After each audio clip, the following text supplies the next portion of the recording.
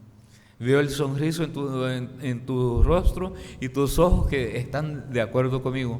Son las ovejas. Jesús está diciendo, mira, la mies es grande, ustedes han orado y yo les voy a enviar, y no va a ser para unas vacaciones. Les voy a enviar, ustedes son la comida del lobo a donde ustedes van a ir. En otras palabras, no es fácil, no es pan comido, es peligroso. Pero tenemos que cumplirlo y creer en el poder de Dios, que Él nos cuidará. Me gusta una palabra, una frase, ya que ustedes saben que soy metodista. Ya mencioné a William Carey, fue el padre de las misiones modernas, y él fue el quien sacudió la Inglaterra a favor de misiones, porque la iglesia bautista en aquel tiempo, y se me había olvidado hablar de eso, no quería hacer misiones. Ellos también decían que Dios no necesitaba de nosotros para alcanzar los perdidos. Es verdad, Dios no necesita de nosotros, pero nos escogió para hacerlo. Pero Él era tan persuasivo que empezaron a oírlo. Y Juan Wesley dijo, mejor dicho, y esto es una palabra para hoy, por causa del COVID, por causa de las guerras, no solamente en Ucrania, que yo sé que muchos de aquí son descendientes de ese pueblo, también rusos que están en guerra. Tenemos que orar para que los dos encuentren a Cristo y estén en paz. Pero Juan Wesley dijo, yo soy inmortal en cuanto Dios tenga algo para yo hacer.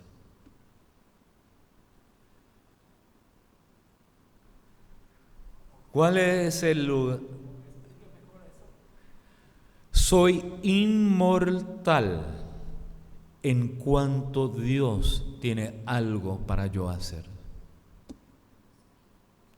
Desde que Dios tiene un plano para mí y todavía está en mi futuro, Dios no me va a llevar. No es a Montema para mí, o como algunos dicen, caput y mendonita.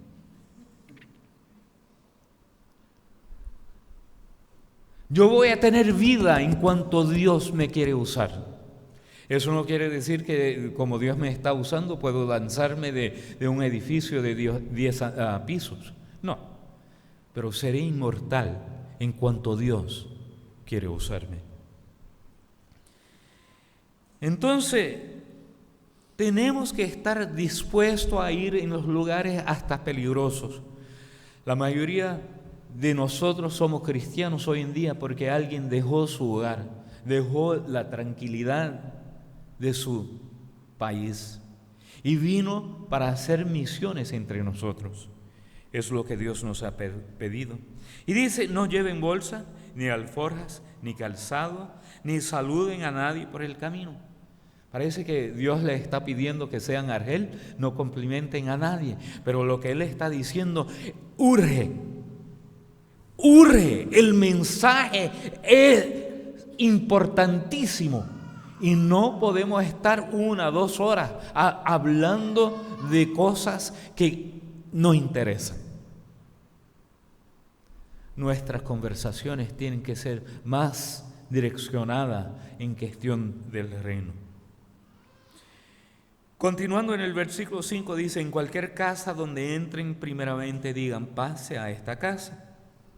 Y si hay allí un hijo de paz, la paz de ustedes reposará sobre él.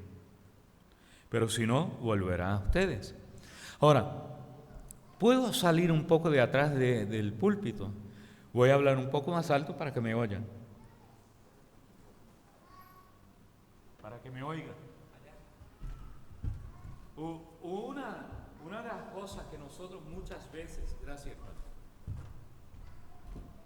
que muchas veces nosotros pensamos, porque fuimos educados así y es una tradición, nosotros pensamos que esto es la iglesia.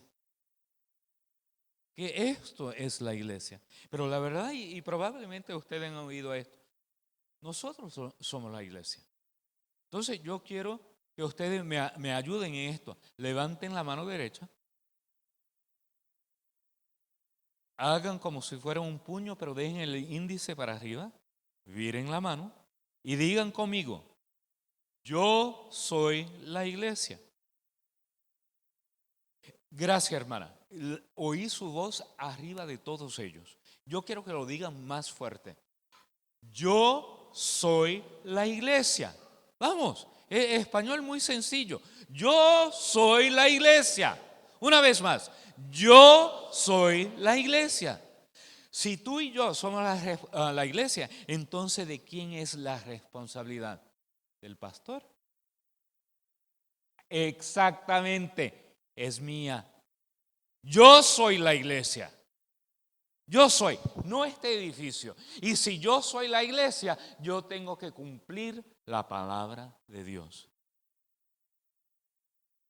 Y mira lo que dice, en todo esto, en ni un momento, si ustedes leen con más cuidado, y veo que tengo apenas unos 2 o 3 minutos para tratar de encerrar. Si ustedes leen estos versículos con más cuidado en su casa, ustedes van a ver que en ni un lugar, es más, en ni un lugar en el Nuevo Testamento es mandado a la iglesia a invitar a las personas a venir a un edificio.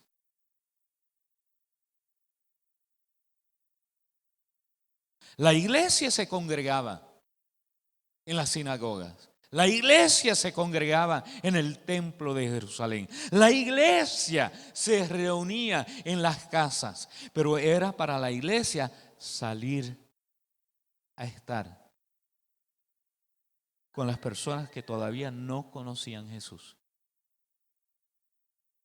Soy pastor, soy misionero, puedo venir aquí y vivir, pero les voy a garantizar que nunca voy a conocer todas las personas que ustedes como individuos conocen. Y que no vendrán aquí, porque es un lugar protestante evangélico. Quiero decir 2 cositas y en eso voy a cerrar. Mi señora, hace 2 años, ¿fue, Jenny? Que empezaste el grupo de discipulado, 3 años atrás. Empezó, era ella, su hermana, que es evangélica, y otra muchacha católica. Empezaron a estudiar la Biblia. Ella, puede decir, no es apenas esa área que es su especialización, pero le encanta esa área en la cual se especializó. Bueno, salió mal, pero me entienden. Es el estudio bíblico inductivo.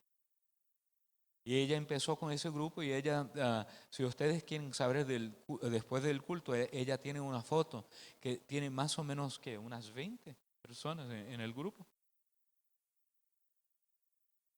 En el grupo fijo, 11. Pero de vez en cuando tiene más y a veces tiene menos, ¿verdad? Y de ese grupo, algunas de ellas ya se han bautizado. Y hay una que es mi concuñada, cuñada de mi esposa, y ella es ministra laica en la iglesia católica. ¿Y sabes lo que ella me dice? Benjamín, no quiero salir de la iglesia católica hasta que me echen, porque quiero ganar más personas para Jesús. Yo no sé de ustedes, pero eso me anima mucho. Pero ¿sabe quién es, pastor? ¿Sabe quién se enoja con nosotros? Se enoja con ella. Los miembros de nuestra iglesia. Porque preguntan, ¿cuándo es que vendrán a venir a nuestra iglesia? ¿Cuándo se harán miembros de nuestra iglesia? Y yo quiero ver mi iglesia crecer. Sí, Porque si mi casa, la casa donde yo como mi comida espiritual es buena, yo quiero que otros también vengan a conocerlo. Pero el primer plano de Dios es que nuestra iglesia crezca o que el reino crezca. Creo que es una pregunta retórica, ¿verdad? La otra cosa, dice, si hay allí un hijo de paz, la paz de ustedes reposará sobre él. En el capítulo 4 de San Juan, Jesús habló con una señora que no conocía a Jesús, a una señora que era una samaritana, que vivía una vida desreglada. Cuando Jesús, después de hablarle, le dijo, llame a tu marido. ¿Qué fue lo que ella dijo? Me imagino que ella estaba un poco avergonzada y dijo, no tengo marido. Y Jesús de repente le dice, eres honesta. Realmente, porque has tenido 7 maridos. Y eso es una cuestión que tal vez después hablo contigo, pastor, para que me ayudes a entenderla. Pero 5. Yo pensaba que eran más, yo le añadí ya. Y dice, y el hombre con el cual vives ahora no es tu marido. En otras palabras, es de otra. Pero ahí Jesús, dejando un poco de la historia al lado, Jesús fue hablando con ella y dice, Jesús dice, la hace una evangelista, ven y llama a las personas que tú conoces. Ella era la hija de paz. No era la mejor persona de la ciudad. No era la persona que todas las mujeres la creían la queridita, porque tenían miedo de ella, que le robaban el marido. Pero Jesús le habló, ella fue la hija de paz, invitó a los hombres. Interesante eso, invitó a los hombres. Y ahí Jesús le empezó a hablar y ellos dijeron, ahora nosotros creemos, no por causa de tu palabra, pero por la palabra que hemos oído de él. Pero ¿cómo eso hubiera sucedido si ella no hubiera ido a hablar con ellos? Hermanos y hermanas, estudien estos versículos en casa. Cualquier pregunta, por favor, el pastor les va a ayudar en este camino. Pero no tengan miedo de hablar de Jesús allá afuera. No hagan apenas la invitación a venir al este edificio que comúnmente llamamos de iglesia o templo, o para oír el pastor. Eso es bueno. No soy contra eso. Soy pastor también. Quiero que los otros me oigan. Pero la responsabilidad nuestra es de ir, estar entre los pecadores, de 2 en 2, hablar de Jesús, establecer discipulados, estudios bíblicos. Álvaro y Glaucia saben de lo que estoy hablando y ese estilo de enseñanza. Estoy seguro que también el pastor y su señora saben. Ellos pueden ayudarles en eso. Pero nuestra responsabilidad no es traer personas aquí en primer lugar. Eso viene después, pero traerlo a los pies de Jesús para que crezca el reino.